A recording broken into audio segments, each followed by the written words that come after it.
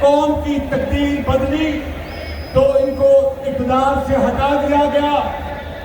میں ایک واقعہ بیان کرتا ہوں، تقریر یہاں پر میں نے نہیں کرنی، اس عظیم مدبر نے کرنی ہے، عظیم سیاستدان نے کرنی ہے، عظیم پاکستانی نے کرنی ہے، جس نے جیلیں کاٹی ہیں، ہتھکڑیاں لگائی ہیں، جلاوطنیاں برداشت کی، مگر صبر کا دامن ہاتھ سے نہیں چھوڑا، برداشت کا دامن ہاتھ سے نہیں چھوڑا۔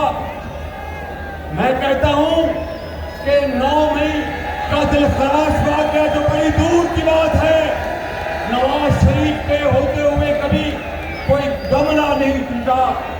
میرے بزرگوں، بھائیوں اور جوانوں، بہنوں، نواز شریف آ گیا ہے، پاکستان کی انشاءاللہ تقدیر بدلے گی، غربت ختم ہوگی، بے روزگاری ختم ہوگی۔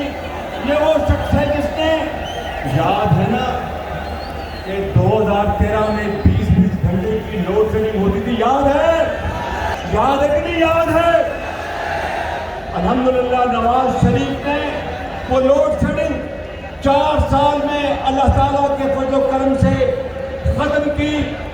اور وہ کون تھا جس نے $5 ارب کی آفر کو ٹھکرایا اور کہا کہ میں پاکستان کی جو عظمت ہے اس کے اوپر سودا نہیں کروں گا، اور ایک بھی دھماکہ کیا اور